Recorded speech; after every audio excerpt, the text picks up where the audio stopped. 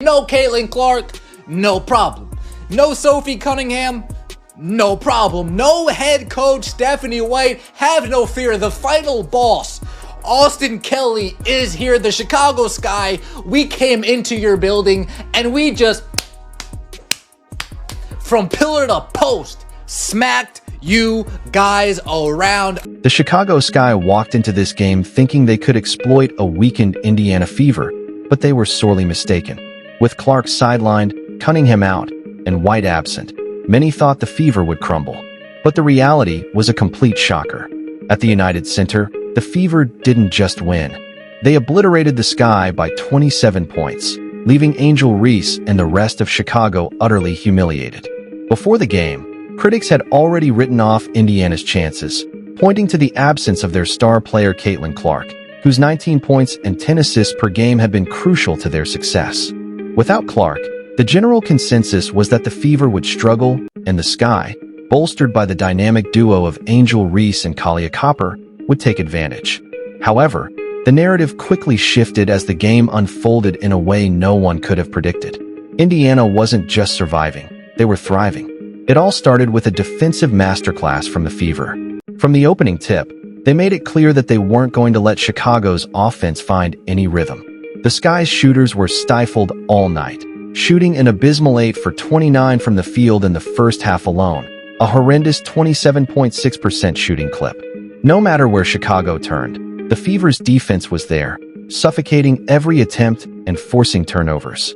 It was clear the Fever had come to play, and Chicago's high-powered offense was nowhere to be found. Meanwhile, the Fever offense was clicking on all cylinders. While Kelsey Mitchell wasn't attempting to fill Clark's shoes directly, she stepped up as the team's leader, taking control of the game and guiding her team to a commanding lead. Mitchell displayed a level of maturity and poise that went beyond her 17 points. She cut through Chicago's defense with ease, creating open looks and finishing around the rim with the confidence of a seasoned veteran. She wasn't just the scorer, she was the catalyst. By the end of the night, Mitchell's leadership was undeniable, setting the tone and showing that this team could still function at a high level without Clark.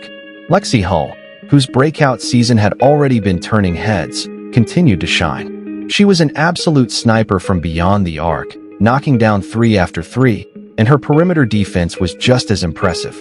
Hull has been in a groove all season, and she proved that her performances weren't just flashes of brilliance. They were a new standard of consistency that the Fever needed in Clark's absence. Her shooting accuracy stretched Chicago's defense thin, forcing them to cover her tightly, which in turn opened up opportunities for other teammates. It's clear that Hull is no longer just a role player. She's a bona fide star in the making. Then there was Aaliyah Boston, who delivered a complete, dominant performance. This wasn't just a typical double-double. This was an all-around showcase of why she's considered one of the most dynamic and versatile players in the league.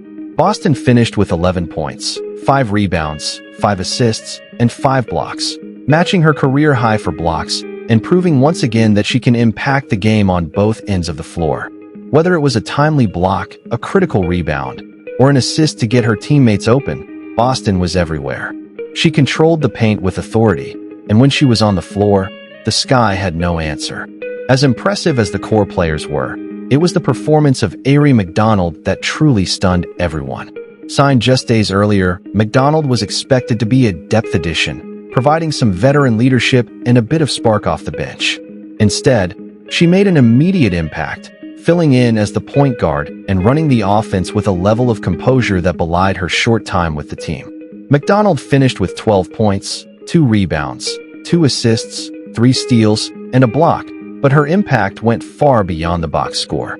She hit crucial three-pointers, played suffocating defense, and orchestrated the offense with the poise of a player who had been part of this system for years. Her presence allowed Mitchell and Hull to operate more freely, and she became an integral part of the Fever's success. McDonald's ability to step in and perform at a high level speaks volumes about her basketball IQ and adaptability. The game wasn't just about individual brilliance. It was a complete team effort. The Fever recorded 20 assists on 27 made shots, a stat that highlights their remarkable ball movement and unselfish play. Every player on the court was engaged, constantly moving, cutting, and creating opportunities for their teammates. This wasn't a team relying on a single star. It was a team operating as a cohesive unit, working together to dismantle Chicago. On the other hand, the Chicago Sky appeared completely lost. Despite the best efforts of Reese, who struggled to find her rhythm, and Copper, who had flashes of brilliance, the Sky offense never seemed to click. Their shot selection was poor, and their defense was even worse. Chicago finished the game shooting a meager 32.1% from the field, and they couldn't buy a basket from beyond the arc, hitting only 20% of their three-point attempts. The turnovers were another major issue, as the Sky gave away possession after possession, allowing the Fever to score easy transition points. No Sky player even reached double digits in scoring, which speaks volumes about their inability to create offense or execute in critical moments. As the final buzzer sounded, the Fever celebrated their stunning 27-point victory in front of a stunned Chicago crowd. The locker room was buzzing with excitement, with even Caitlin Clark, who had been sidelined due to injury, celebrating alongside her teammates.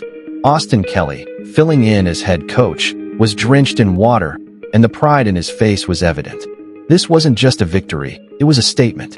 With this win, the Fever proved that they are not a one-woman team. Even without Clark, the Fever showed that they have the depth, the talent, and the cohesion to take down a formidable opponent like the Sky. They didn't just survive the adversity, they thrived in it. Their balanced attack, from Mitchell's leadership to Boston's dominance in the paint, demonstrated that Indiana is more than capable of competing with anyone, even without their superstar. The win also served as a reminder that the Fever are a serious championship contender, one with multiple players capable of stepping up in any given game. The presence of Ari McDonald, the continued growth of Lexie Hull, and the continued dominance of Aaliyah Boston showed that the team has what it takes to compete at the highest level. This victory wasn't just about proving they can win without Clark, it was about proving they can be a true powerhouse in the league. So, if you're not already on board with the Fever, now is the time. This team is just getting started. With Clark soon to return, and with the depth and talent they've shown without her, the Sky